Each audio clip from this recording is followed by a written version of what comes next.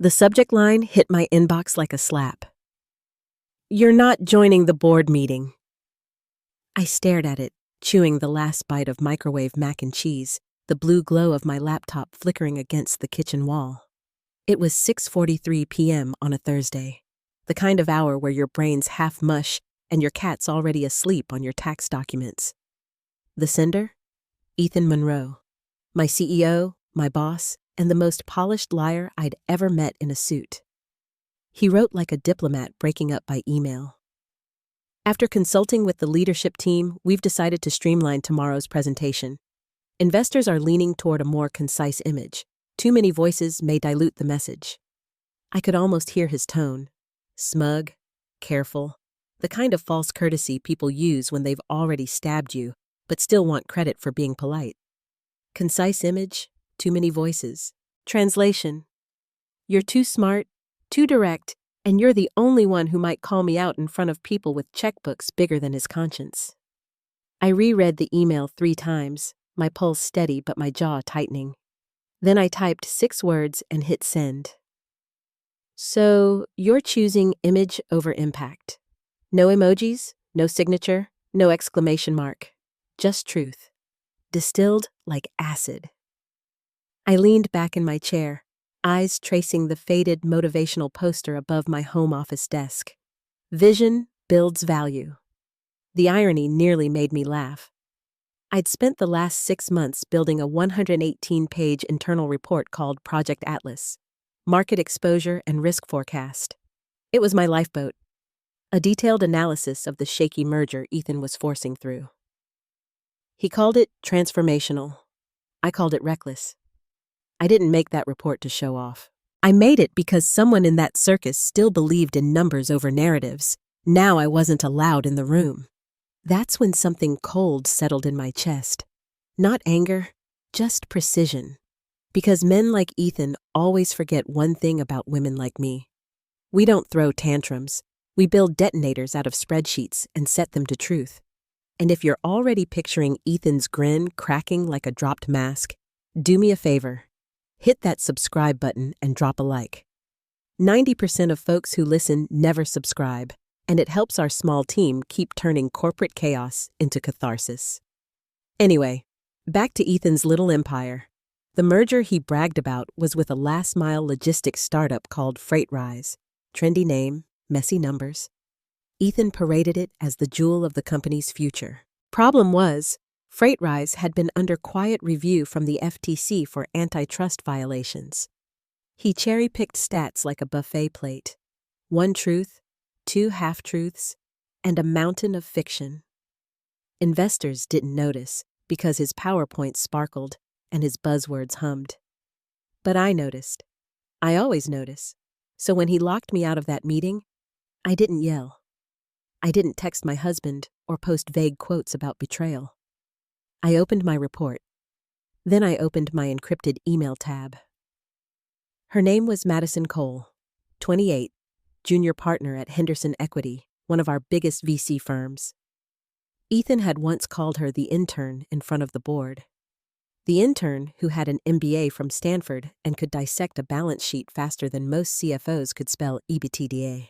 I'd watched her during meetings, sharp eyes, tight notes, silent when others performed. She'd once raised her brow when Ethan claimed our Q3 growth was organically trending upward by 32%. I remembered that look, skepticism hidden behind professional restraint. That's the kind of mind you can trust with a grenade. My message was short. Read this before tomorrow's session.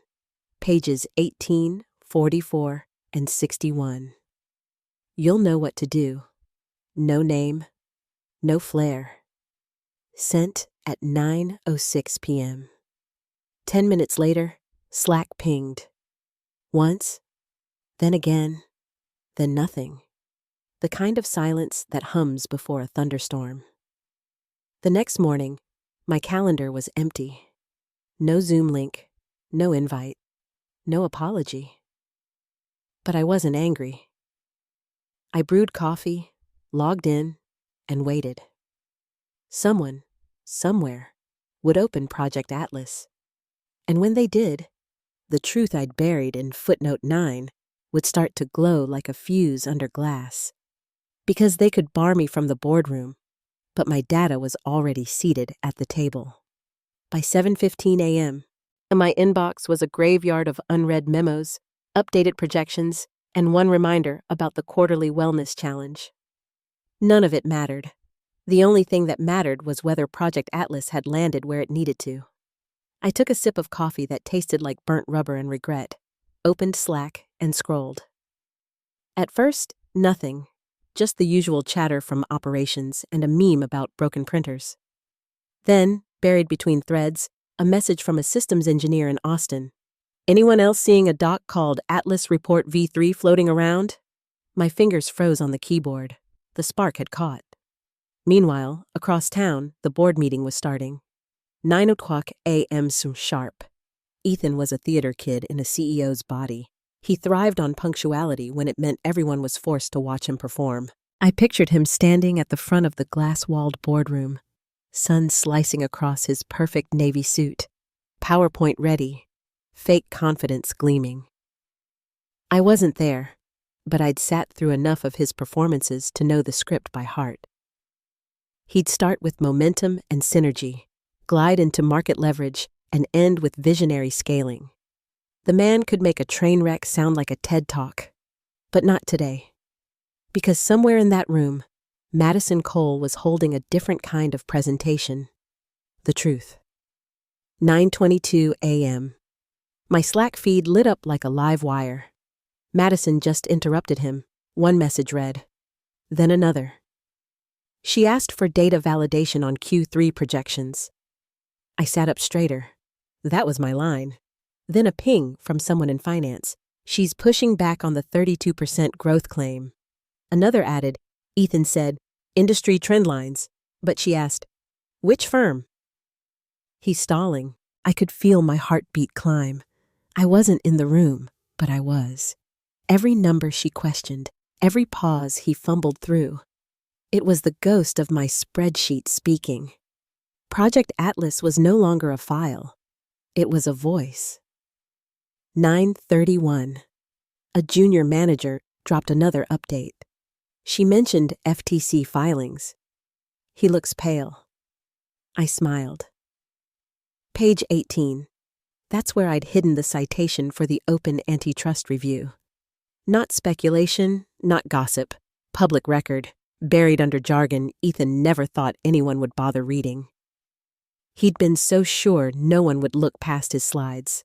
But Madison did. For a few minutes, the messages came faster than I could read. Legal's whispering to him. He skipped a slide. Chair asked about risk disclosure. Then, silence. The kind that means every person in that boardroom just realized they'd been sold a fantasy. I leaned back, exhaling slowly. My report was doing what it was built to do, hold up under pressure. Each data point, each reference, triple-checked, sourced from filings, market audits, and quarterly statements. No leaks, no gossip, just truth. And truth doesn't need a title card to hit hard. 9:47. Another message flashed across Slack. Legal just asked, why wasn't this acquisition flagged for regulatory exposure? I almost laughed. Page 44. I knew exactly what that page contained. Cross-indexed risk models showing FreightRise's patent overlap in 3 states. I'd stayed up past midnight for weeks compiling that section. Ethan had skimmed it once, called it noise, and told me to focus on narrative cohesion. He was about to learn what noise sounds like when it turns into an alarm.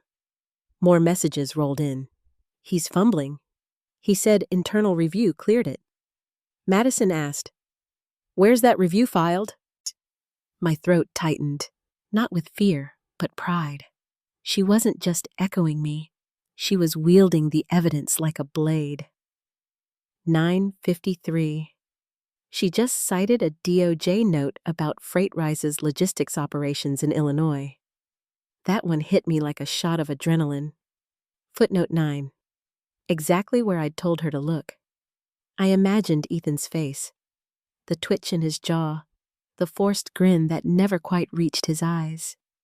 He'd built his career on charm and plausible deniability. But data doesn't care about charm. Then the message that made me set my coffee down entirely. Board requested to pause the deck. Counsel stepping out with partners. I stared at the screen, motionless. The bomb had gone off. Quietly, efficiently, beautifully. Ethan had tried to silence me with a calendar exclusion. Instead, he'd handed me the microphone of record, and for the first time in years, the truth was speaking louder than his buzzwords. I opened my folder labeled fail-safes, scrolled to the document history, and smiled at the timestamp. Created 1:14 a.m. Sourced, public filings. Authorized, no one. Verified, me. They could try to trace it, but they wouldn't find a single rule broken.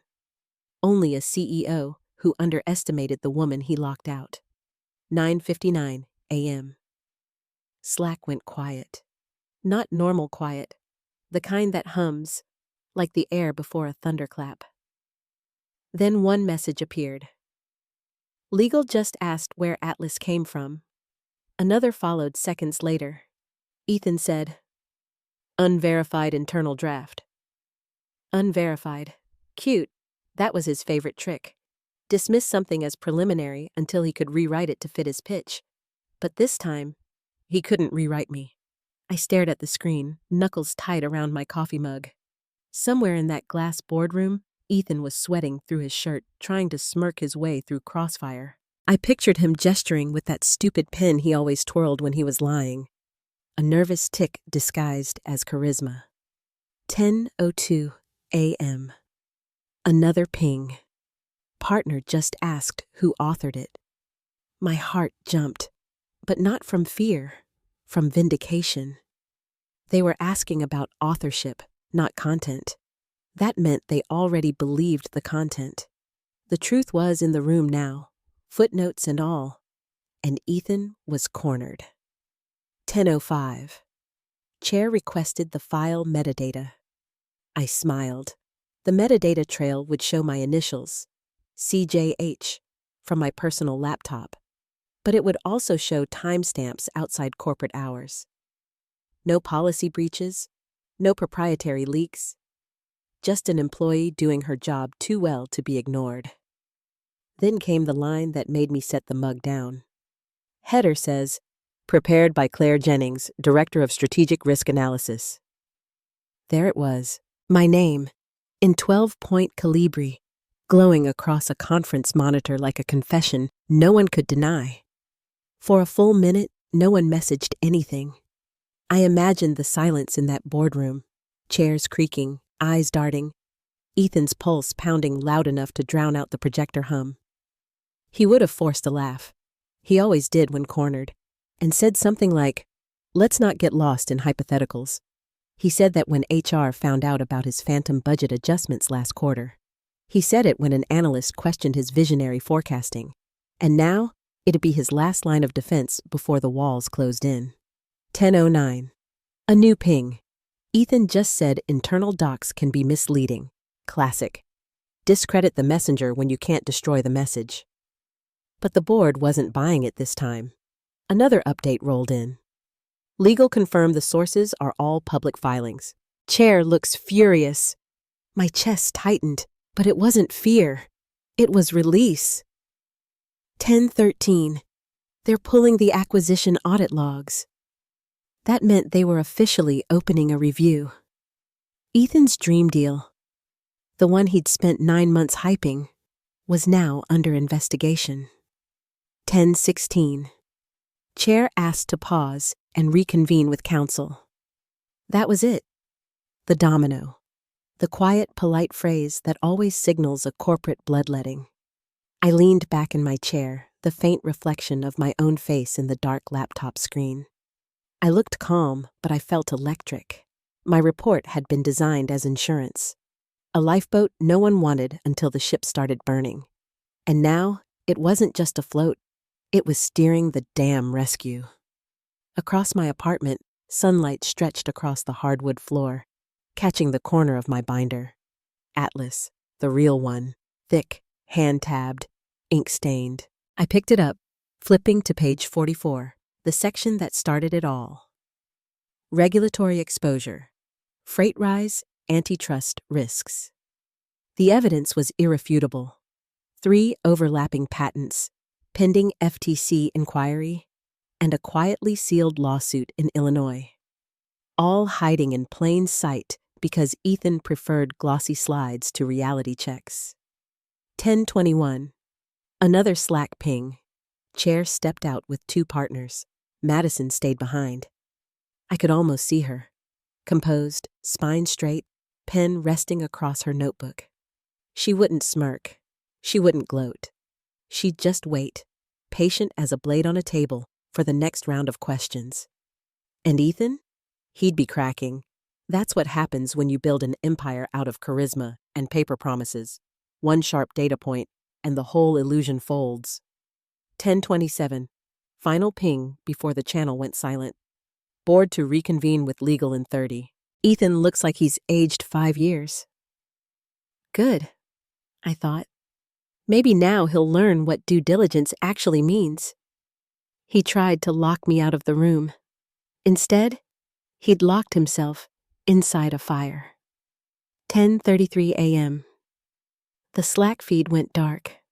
No emojis, no whispers. Just silence so heavy I could almost hear the static in my own head. That's how you know the storms hit the boardroom, when the chatter stops and the damage control begins. I pushed back from my desk, exhaled, and stared at the binder sitting beside my keyboard. The original Project Atlas. Black cover, coffee stain on the corner, tabs color-coded with surgical precision. I ran my finger along the edge like it was a weapon. In a way, it was. Outside my apartment, the world looked painfully ordinary. Delivery trucks humming past, a jogger arguing with his smartwatch, a neighbor's kid dragging a scooter over the curb. Inside, an empire was collapsing, quietly, efficiently, exactly on schedule. 10:46 a.m. My phone buzzed. Unknown number. I didn't answer. Too soon. Then at 10:47, another ping. Chair just asked for author verification. Another. Legal confirmed timestamps match Claire's version. And then, Ethan's not speaking. He wasn't speaking because there was nothing left to say. Numbers don't negotiate. 10:53. New message. Board recess. Council pulling financials. Ethan left the room. Left the room. The phrase hit me like a full stop at the end of a long sentence. He'd spent months strutting into that same room like he owned the air in it, and now he was outside, probably pacing, sweating, calling PR, begging for a miracle.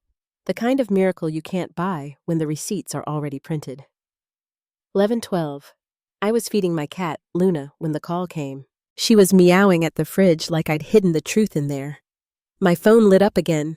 Blocked caller ID. This time, I answered. "This is Claire," I said. "Claire, it's Richard Lawson," came the reply. Smooth, measured, deliberate. The kind of tone that belonged to a man who only spoke when it mattered. Richard was the chair of the board. I hadn't heard his voice directly in months. He didn't call people. He summoned them. "I'm calling as chair," he said, emphasizing the title. "Not as a friend of Mr. Monroe." I smiled faintly. "Understood. There have been developments," he continued. "We'd like you to join us this afternoon, 3 o'clock, conference room B." There it was.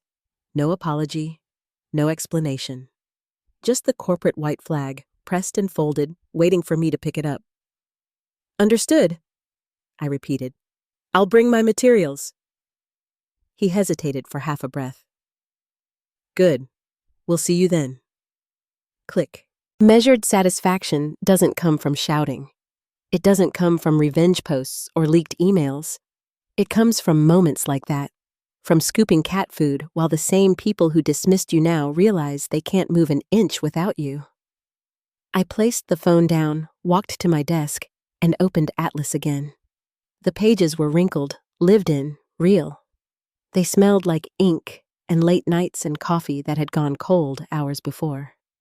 I flipped to the last section, recovery models. My handwriting filled the margins. Rebuild, not collapse. 11:28 a.m. Slack flickered back to life.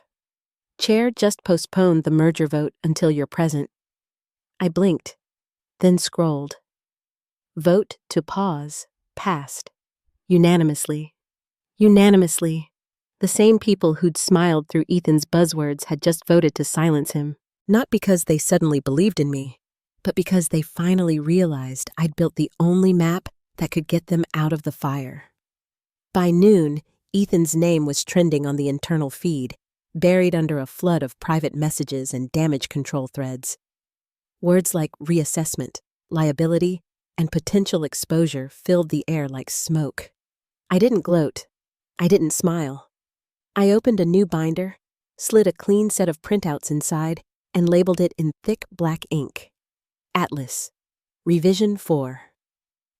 This time, it wasn't just backup. It was the new foundation. 3 o'clock sharp, I'd walk into that boardroom, not as the woman they'd sidelined, but as the architect they suddenly couldn't function without. Ethan wanted a concise image. He was about to get one. Me, standing at the front of the room, holding the truth he tried to bury. 2:58 p.m. The glass doors of Horizon Freight Holdings loomed ahead like the gates of a kingdom that once banished me. The lobby still smelled like industrial cleaner and overwatered plants. My reflection in the elevator panel looked calm.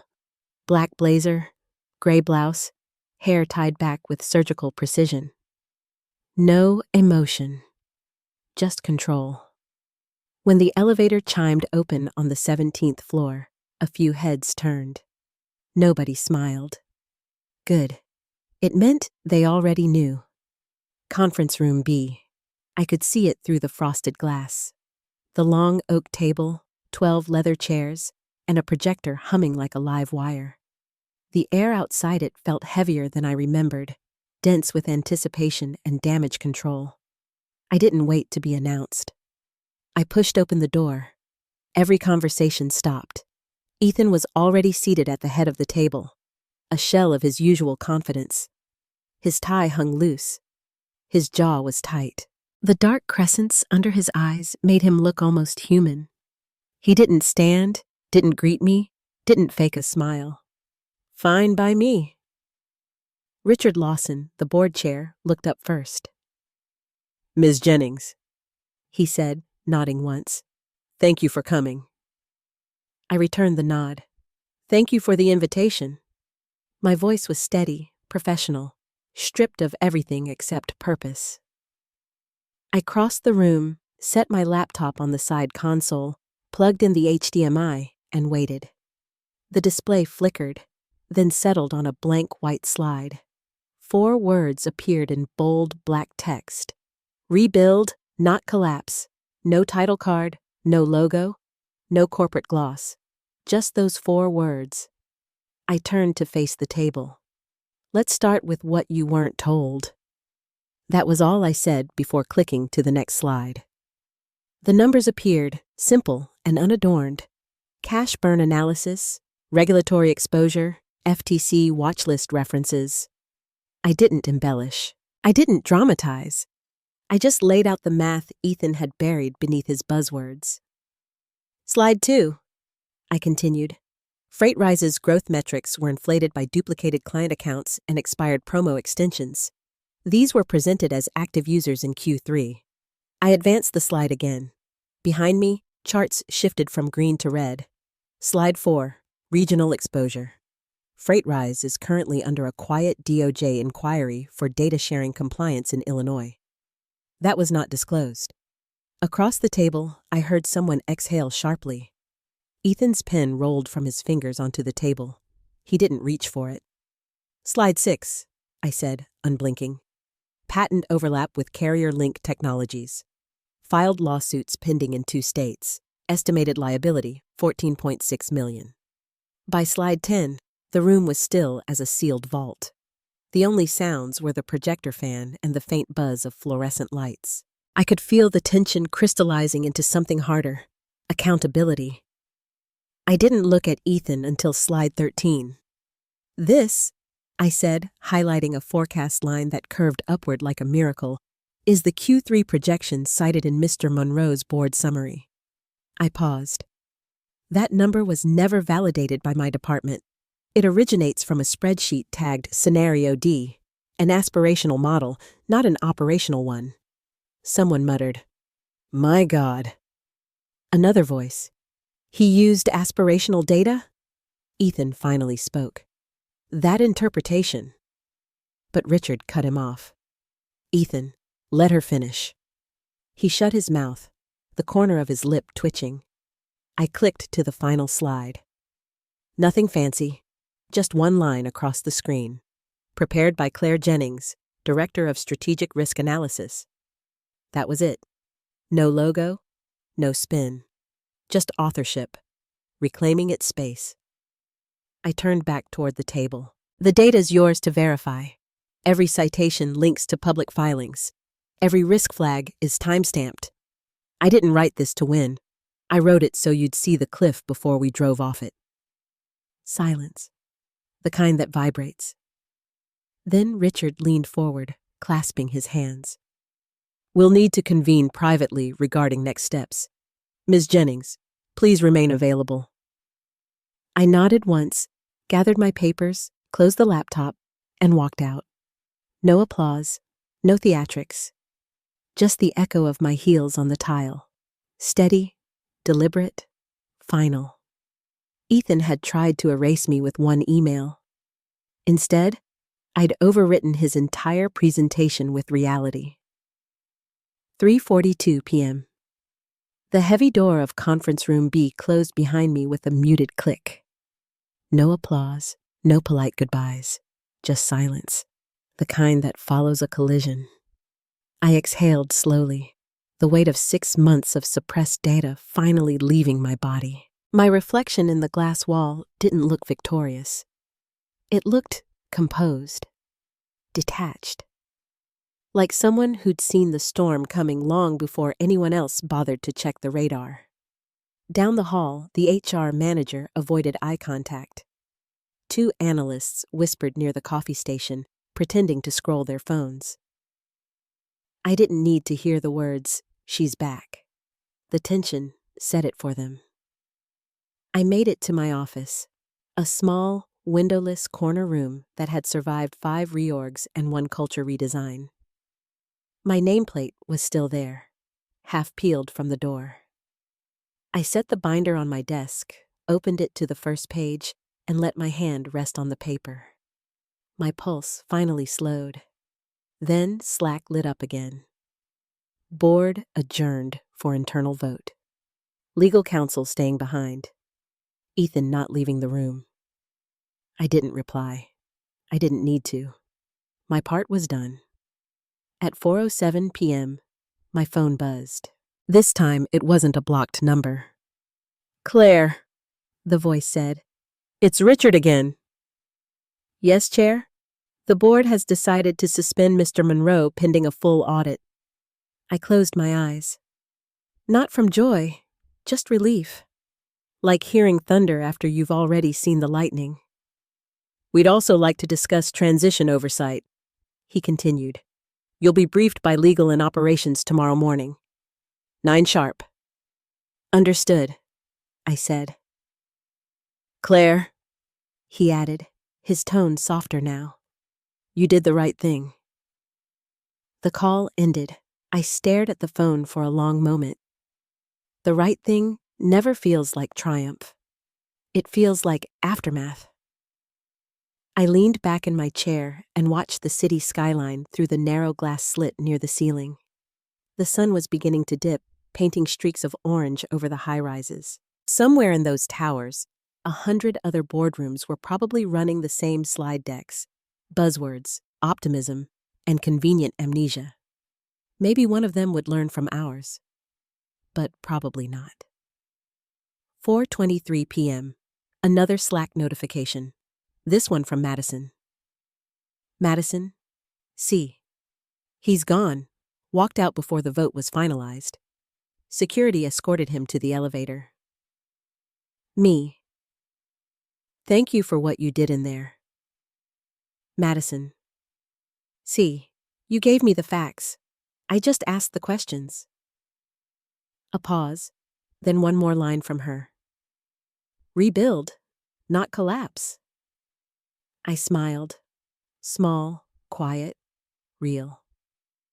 By 5 p.m., the building had thinned out. The PR team was probably still drafting statements. HR was locking down Ethan's access. Legal was reviewing every document with forensic precision. And me? I was just sitting in the same chair I'd occupied for years, finally breathing without permission. The email came at 5:18. Subject line: Interim appointment and strategic recovery. Inside, 2 sentences. Effective immediately. Claire Jennings will serve as Acting Director of Corporate Risk and Transition Strategy. The board expresses its full confidence in her leadership. No fanfare, no exclamation marks. Just a title change that felt like both vindication and burden.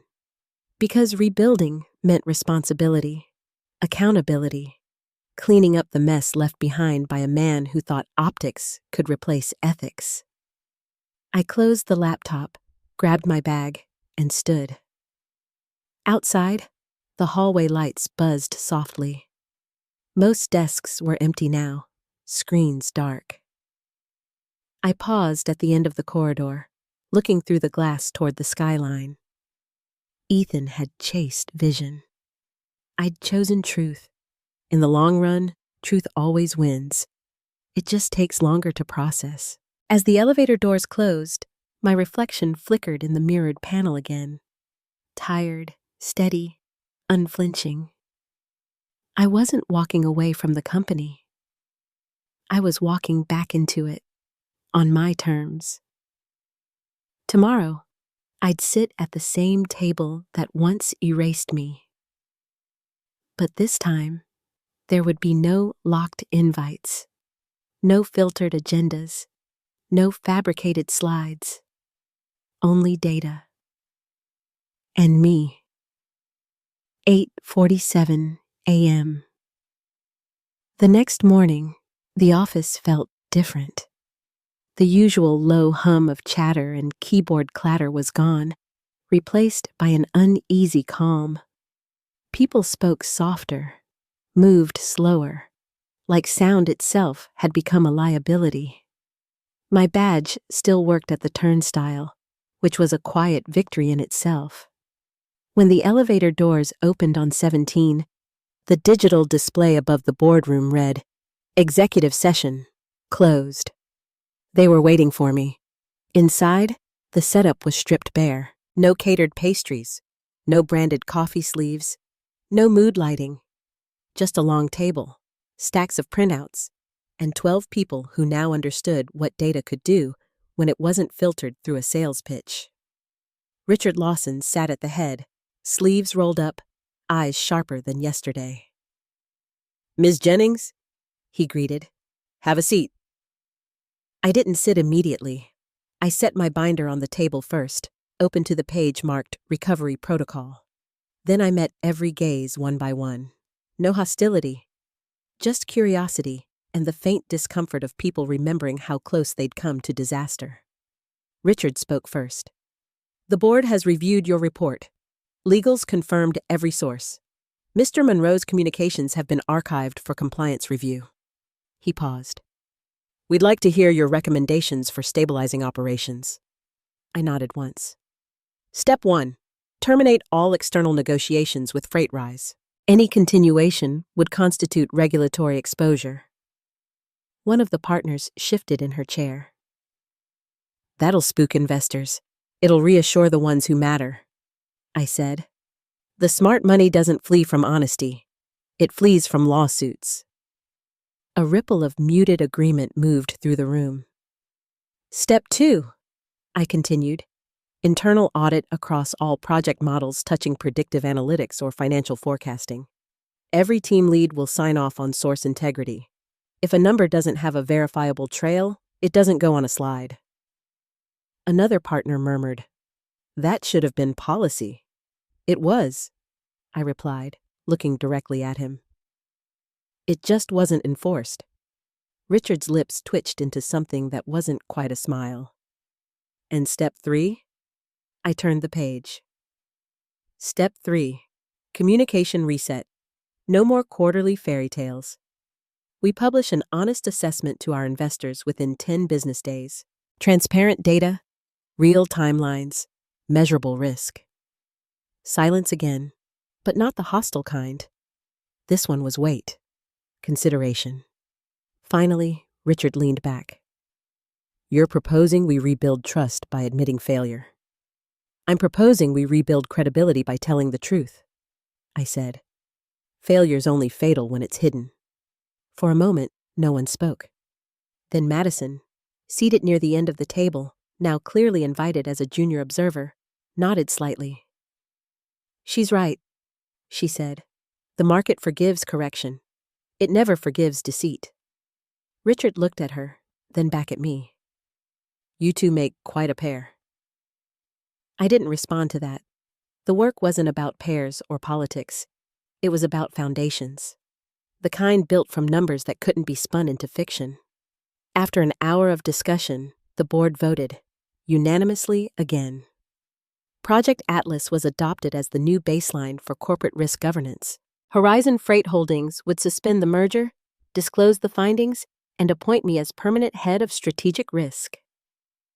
When the session ended, Richard extended a hand. "Claire," he said quietly, "thank you for not giving up when the rest of us looked away." I shook it once. It's my job to look where others don't. Outside, the hallway was brighter than before. Madison caught up to me near the elevator. "You really didn't want credit, did you?" she asked. "No," I said, pressing the button. "I wanted accuracy." The elevator chimed. Before the doors closed, she added, "For what it's worth, you saved the company." I smiled faintly. "Then let's make sure it deserves saving." The doors slid shut. Down in the lobby, sunlight cut across the marble floor.